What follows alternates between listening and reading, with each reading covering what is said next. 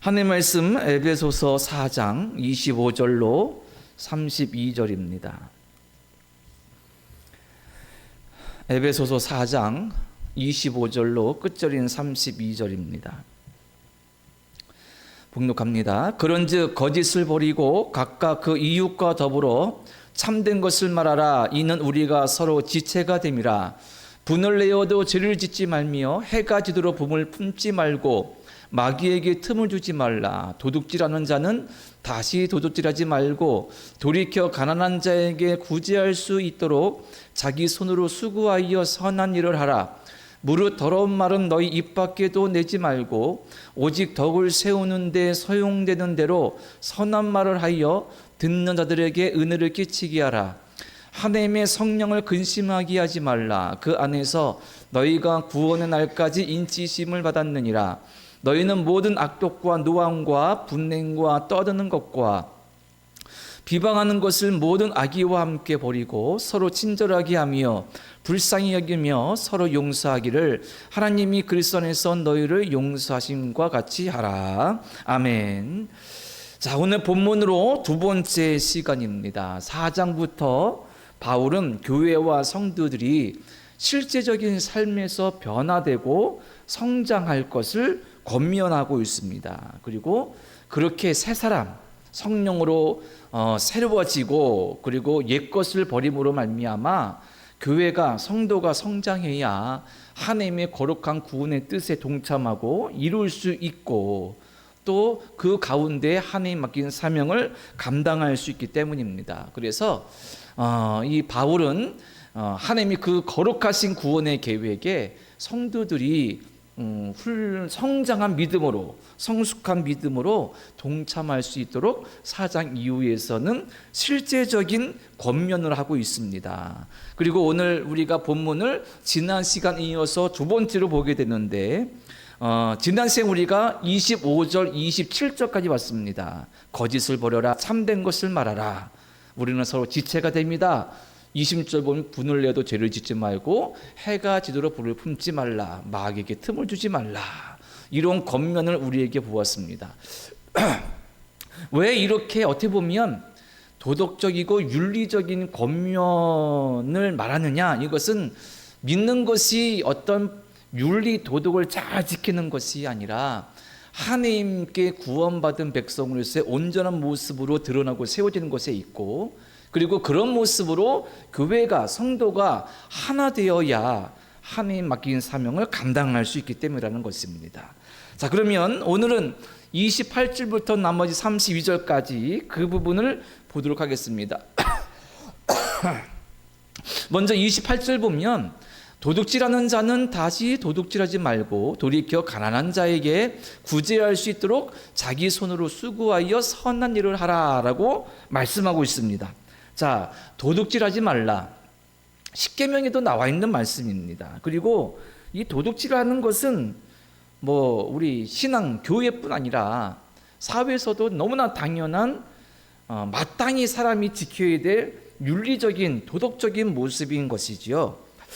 하지만 이 시대에도 지금도 이 도둑질, 남의 것을 가져가는, 훔쳐가는 그것이 이유가 가난이든 아니면 지나친 욕심이든 뭔가 다른 이유든 이 인류 역사, 인간의 역사에서는 이런 도둑질이 끊일 수가 없습니다. 개인적인 것에서 넓게는 넓게는 국가 간에도 이런 갈등들이 있고 주고받고 뺏고 싸우고자 하는 것이 아니겠습니까?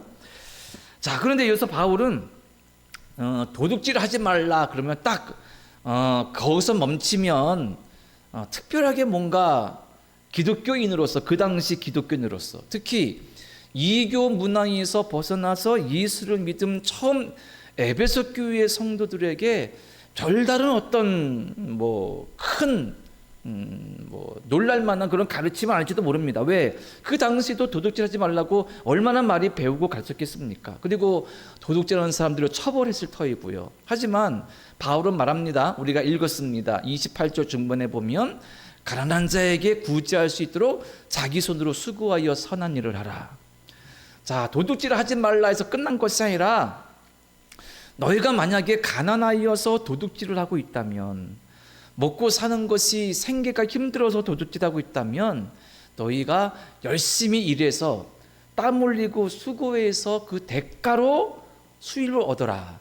그리고 여기서 멈추지 않고 자기 어떤 생계나 자기 어떤 먹고 사는 삶의 조금 윤택함이나 생존을 위해서뿐 아니라 수고하여 열심히 일하여서 얻은 것으로 다른 가난한 자들을 도울 수 있을까지 거기까지 나아가라 라고 말하고 있다는 것입니다. 자, 때문에 믿는 자에게 어떻게 보면 새로운 노동관, 우리가 세상을 살아가면서 누구나 일을 하면서 경제적인 수입을 얻게 되는데, 바울은, 성경은 우리에게 올바른, 그리고 하나님이 원하시는 창조의 섭리에 맞는 왜 일이 되고, 그리고 그 노동, 일한 것의 결과가 의미가 무엇인지를 알려주고 있습니다.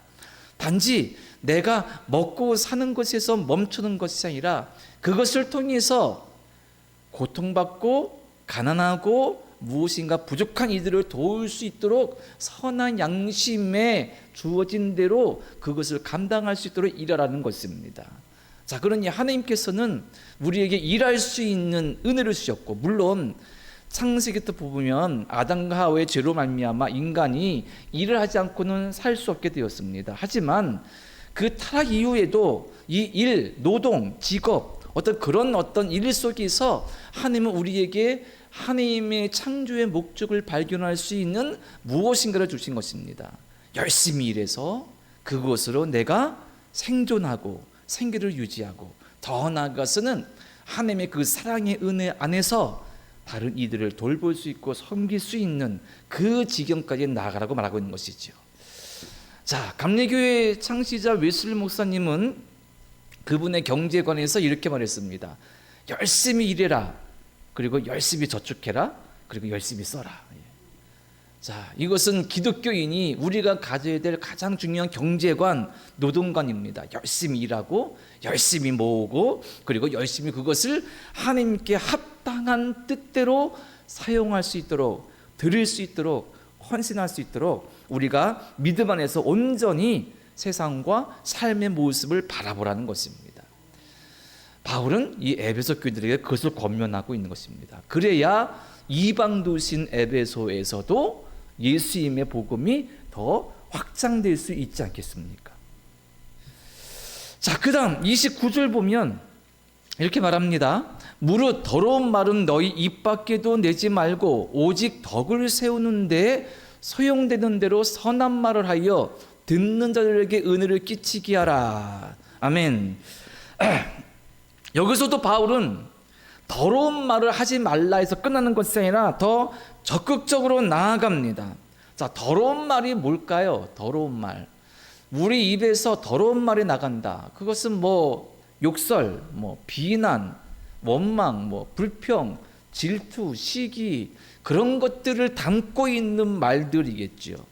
그런데 이런 말들의 문제는 뭐냐면 이웃에게, 상대방에게, 가족에게, 성도에게 고통과 상처를 줄 수 있고, 그리고 우리가 속한 공동체가 깨지도록 위험에 처하게 할 수 있다는 사실입니다. 자, 에베소 교회 성도들이 모였습니다. 그들은 우리가 아는 것처럼 이교도에서 살아와서 그렇게 우상 숭배했고 로마 황제 숭배 문화 속에서 바울은 앞달락에서 그들에게 옛사람을 벗어버리고 새사람을 입으라라고 권면했습니다. 자, 그들이 예수 이름으로 함께 모였습니다. 이전에 가지고 있던 그들의 말, 그들의 성품, 그들의 생각들을 버리라는 것입니다. 그 중에 한 가지가 더러운 말이죠. 그들이 모여서 예전처럼 이방의 그 우상들을 섬길 때처럼, 서로 자기 욕망과 탐욕을 위해 살 때처럼 서로 비난하고 욕하고, 그리고 나쁜 말을 하고 악한 말을 하고 당을 짓고 분리되고 서로 아구다툼을 한다면 과연 교회가 설 수도 없고 공동체가 깨져버리겠죠. 자, 그러니 더러운 말이 아니라 어떤 말을 하라 그랬습니까? 덕을 쌓는 선한 말. 덕을 쌓는 선한 말. 덕을 쌓는 선한 말은 어떤 말일까요? 포용하는 말, 위로하는 말, 권면의 말, 섬김의 말, 그리고 격려해 주는 말, 예수님의 십자가와 그분의 사랑을 생각하면서 또 함께하는 그런 마음으로 다가가는 말, 진심이 담겨진 말. 사람은 인간관계 속에서 때로 상대방에게 속기도 하지만 하나님 주신 본능적으로 그 사람의 속마음을 잘 알기도 합니다. 그 사람이 하는 말이 진심인지 아니면 형 뭔가로 덮여져 있는 가짜인지. 그리스도인 예수 믿는 사람들의 말은 진심이 느껴져야 된다는 사실입니다. 요즘 말로 립서비스, 좋은 말로 그냥 말하고 그냥 좋은 말로 칭찬하고 예의상 하는 말, 그런 말을 넘어서 우리의 말에서 예수님의 사랑이 느껴질 수 있는 그런 진심이 느껴져야 되겠죠. 그런 말을 바울은 덕을 세우는 말, 선한 말이라고 말하고 있습니다. 그러니까 우리의 언어 생활, 그것을 돌아봐야 되겠고, 언어 생활은 어디서 나옵니까? 내 속에서 나오는 것이니 내 속에 그 예수님의 그 십자가의 사랑과 은혜로 충만하다면 내 입 밖으로 나오는 말들도 덕이 되는 은혜의 말, 선한 말이 되겠지요. 그렇게 우리가 함께 깨닫고 결단해야 될 줄로 믿습니다. 자, 30절입니다. 바울이 벌이라고 말하는 여러 가지 새로운 사람, 새로운 존재가 되기 위해서 무엇을 말하고 있는가? 30절 보면 하나님의 성령을 근심하게 하지 말라. 그 안에서 너희가 구원의 날까지 인치심을 받았느니라. 아멘. 자, 30절에서는 성령을 말합니다. 근심하게 하지 말라. 자, 여기서 말하는 바 중요한 것이 무엇이냐면 성령이 우리 안에 거한다라는 것이 전제되어 있습니다. 고린도전서 3장 16절에 바울이 말했죠. 너희는 너희가 하나님의 성전인 것과 하나님의 성령인 너희 안에 계시는 것을 알지 못하느냐. 그러니까 우리의 심령 속에는 성령이 내주하고 계시고, 그러므로 말미암아 우리는 뭡니까? 성전이라는 것입니다. 너무 익숙한 말씀이라 우리에게 별다른 어떤 감동을 주지 못하지만 바울이 말한 너희가 하나님의 성전인 것과, 그러니까 바울 시대, 바울이 복음을 전하던 그 시대에 성전은 몇 개였습니까? 성전은 하나였습니다. 예루살렘에 있는 성전은 하나였습니다. 그 어떤 것도 예루살렘에 있는 성전을 대체할 수 없습니다. 유대인들은 그 성전을 향해서 몰려들었고, 가깝게는 근처에서 멀게는 해외에서 성전을 향한 성지순례가 끊이지 않았습니다. 왜? 그 성전에 하나님이 임자신다고 믿었기 때문에. 그런데 놀랍게도 바울은 너희가 성전이다라고 말하고 있습니다. 이거는 너무나 개혁적이고 뭔가 혁명적인 말입니다. 하나님께서 계시는 유일한 곳이 지상의 성전인데 우리 모두가 성전이라고 말하고 있습니다. 왜일까요? 예수 그리스도를 말미암아 우리 속에 성령이 내주하시기 때문입니다. 즉 삼위일체 하나님 중에 성령이 내 안에 계시니, 하나님이 내 안에 계시니 내가 성전인 것입니다. 이 일이 어떻게 가능해졌습니까? 예수께서 십자가에서 운명하실 때 성전의 성소와 지성소를 가로막고 있던 휘장이 찢어졌습니다. 그 휘장은 하나님과 인간 사이를 가로막고 있는 상징적인 것이었습니다. 그 성전에서 사람들은 지성소 안에 하나님의 임재 상징에 함부로 들어가지 못했죠. 대제사장이 대속죄를 다 한 번 들어가지 않았습니까? 하지만 예수님의 십자가에 죽으심으로 휘장이 찢어지면서 우리 모두가 예수 이름으로 하나님께 직접 나아갈 수 있게 된 것입니다. 직접 기도하고 직접 예배하고 직접 찬송하고 때문에 더 이상 예루살렘의 성전이 의미가 없어졌습니다. 이 선에서 모든 사람의 심령 가운데 성령 하나님께서 계시니 우리가 성전이라는 사실입니다. 놀라운 복음입니다. 그런데 우리 가운데 성령이 계시는데 그분을 근심하게 한다. 우리 몸과 마음 전 인격에 성령이 계시니 우리가 성전이고 거룩한 존재입니다. 하나님은 내 안에 계셔서 내가 오늘 본문에 나오는 것들, 도둑질, 그리고 더러운 말들, 그 앞에 보면 거짓, 분을 내는 것들, 이러한 하나님께 영광되지 못하고 그리고 공동체를 깨고 생명을 실망하게 하고 낙심하게 하고 상처하게 하는 그런 행위들, 말들, 그런 것들 때문에 내 안에 계신 성령께서 근심하신다. 부모가 자녀를 키울 때, 아니 자녀가 장성해서도 늘 부모는 자녀 때문에 염려합니다. 좋은 걱정이기도 하지만 말을 안 들으면 마음이 아프지 않습니까? 어렸을 때 그 아이가 말을 안 들어서 엇나가면 마음이 아프고, 커서도 자기 인생 살아갔는데 잘못된 길로 가면 마음이 아프고, 우리 성령 하나님도 마찬가지다. 왜? 내 안에 계시기 때문에 라는 것입니다. 그러니 내 안에 성령께서 계심을 믿고 우리가 거듭난 사람, 성전으로서의 온전한 모습으로 세워져야 우리 또한 세상에서 하나님께 영광 돌리고 기쁘시게 할 수 있는 삶을 살아갈 수 있는 것이지요. 에베소 교인들도 그러하라고 바울이 지금 권면하고 강하게 말하고 있는 것입니다. 자, 그럼 그 다음 달라고 보겠습니다. 자, 그 다음 31절과 32절인데 여기에는 어떻게 보면 그 악한 것들, 버려야 될 것들의 목록이 좀 단순하게 딱딱딱 열거합니다. 31절 보면 특히 이렇게 말하죠. 너희는 모든 악독과 노함과 분냉과 떠드는 것과 비방하는 것을 모든 악의와 함께 버리고 라고 말하고 있습니다. 자, 먼저 모든 악독이라고 말했습니다. 악독. 자, 헬라 사람들은 이 악독에 사용된 말을 어떤 의미로 이해했느냐 하면 아주 오래된 원한이라고 생각했다고 합니다. 아주 오래된 원한. 우리도 속담에 보면 원수는 어디서 만납니까? 웬나무 딸에서 만난다. 그때의 원수에게 가지고 있는 원한은 아주 깊은 것이지요. 보통 우리가 옛날 사극이나 드라마에 보면 그런 것으로 비유될 때 저 자객이, 못된 원수가 내 부모를 죽였습니다.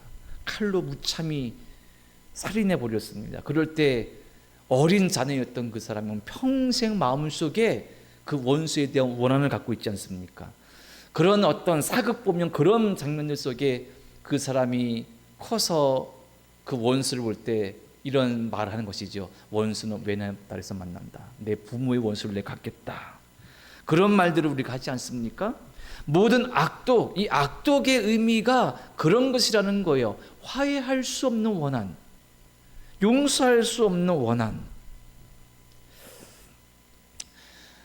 믿는 자로서 내 믿음이 어떠하든지 남에게 함부로 당신이 예수 믿으니까 용서해 이렇게 함부로 말하기 쉽지 않습니다. 왜? 그만큼 깊은 원한은 그냥 용서하고 싶다고 용서되어지는 것이 아니기 때문입니다. 바울은 말합니다. 그런 깊은 원한까지도 버려야 된다. 어떻게 버릴 수 있느냐? 결국에는 이 에베소에서 예수를 믿은 이교도인 사람들이 예수를 믿었습니다. 예수님의 십자가의 죽으심과 부활의 복음을 들었습니다. 그들이 어떤 깊은 원한을 가지고 있든 바울은 그것을 원한을 내려놓으라고, 용서하라고. 어떻게 가능합니까? 용서라고 한마디 말로 되는 것이 아니라 그 마음속에 예수님의 십자가의 복음이 새겨질 때 내 속에 내가 가지고 있는 그 큰 용서받을 수 없는 그 죄 때문에 예수께서 죽으셨다는, 하나님께서 그 내 죄 때문에 아들을 세상에 보내셨다는 그것이 내 마음속에 깊이 고백되어질 때 깊은 원한까지도 감히 용서할 수 있는 마음에 감동이 들 수 있다는 것입니다. 누가 강요해서 가르쳐서가 되는 것이 아닙니다. 이런 십자가의 은혜가, 깨달음이 우리에게 있으니 우리의 마음에도 그 십자가의 은혜가, 복음이 왕성하게 역사하기를 우리는 간절히 사모해야 됩니다. 나아가서 역으로 한번 생각해 봐야 됩니다. 내가 다른 사람에게 깊은 원한의 대상은 아닌지. 물론 우리가 살면서 사극이나 그런 거에서 보는 것처럼 극한 원한의 질이 별로 없죠. 하지만 일상생활 가운데에 지금 살아오면서 그렇게 깊진 않아도 뭔가의 관계의 문제나 실수로 다른 사람에게 원망을 드릴 수 있을 것입니다. 우리는 그러할 때 회개하고 그에게 용서를 구해야 됩니다. 그런 믿음의 용기도 있어야 되고, 예수를 믿는 진정한 기독교인이라면 내 실수와 내 잘못과 내 허물을 고백하면서 그 영혼에게 용서를 구해야 되는 그런 진심도 우리에게 있어야 됩니다. 거기서 진정한 회복과 그리고 영혼의 구원이 이루어질 수 있기 때문입니다. 자, 그 다음 뭐가 있습니까? 31절 중반에 노함과 분냄이 나옵니다. 노함과 분냄. 이 노함과 분냄은 좀 비슷하지요. 노하는 거나 분내는 거 같이 화낸다라는 그런 느낌이잖아요. 그런데 원어로 본다면 노함은 폭발하는 겁니다. 그러니까 잘 마른 짓단에 불을 붙이면 불이 확 오르잖아요. 그것처럼 분노가 폭발하는 것입니다. 사그러지지 않는 화가 노함입니다. 내 감정을 통제할 수 없는 상황인데 어떤 이 분노의 표출인 것입니다. 사람들에게 그런 것이 있어요. 특히 세상이 복잡해지면서 뉴스를 보게 되면 운전하다가 사소한 시비 때문에 이 차를 세워놓고 싸움합니다. 어떤 사람은 차를 세워놓고 나머지 트렁크에서 칼을 꺼내기도 하고 야구방망이 꺼내서 위협하기도 합니다. 그냥 걷다가 어떤 사람은 불특정 다수에게 자기 분노나 감정을 못 이겨서 막 흉기를 휘두르기도 합니다. 아주 무서운 시대인 거죠. 통제될 수 없고 내가 어떻게 억제할 수 없는 마른 집에 불이 확 오르는 것처럼 내가 감당할 수 없는 화입니다. 믿는 자가 그런 화를 이기지 못하고 조절할 수 없다면 오히려 복음 전파가 아니라 하나님의 영광을 가리겠죠. 또 분냄은 원어대로 본다면 만성적인 화라는 거예요. 만성적인 분노. 내 마음속에 내 삶에 이렇게 젖어 있는 쭉 깔려 있는 분노. 우리 민족이 어떤 정서를 본다면 화병 그런 것이 이런 종류의 하나가 아닐까 생각이 듭니다. 성경의 히브리서 나오지만 쓴뿌리, 내 성장 과정 속에서 내 삶 가운데 내가 해결할 수 없고 내가 받아온 상처들이 늘 잠재되어 있고 내 아래에 쭉 깔려 있는 그 그 감정, 그것 때문에 내가 자유롭지 못하고 고통에 눌려 있는 것들, 그런 것들을 버리라. 이것도 마찬가지입니다. 그런 조절될 수 없는 폭발하는 그리고 내재되어 있는 그런 분노, 그로 말미암아 내 삶이 고통스럽고 다른 삶을 포용할 수 없고 용납할 수 없고, 그래서 공동체나 가정이 행복하지 못하고 온전히 세워지지 못하는 것, 이것도 같습니다. 예수님의 십자가 안에서만 가능한 해결입니다. 예수님의 십자가 안에서만 조절할 수 있고 버릴 수 있고 해소할 수 있고 치유받을 수 있는 것이죠. 우리에게 이런 어떤 분노와 그리고 노함이 있다면 우리 주님 십자가 안에서 우리 또한 치유받아야 될 줄로 믿습니다. 그래야 우리 또한 믿음의 사람으로서 온전한 삶을 살며 감사하며 사명을 감당할 수 있겠죠.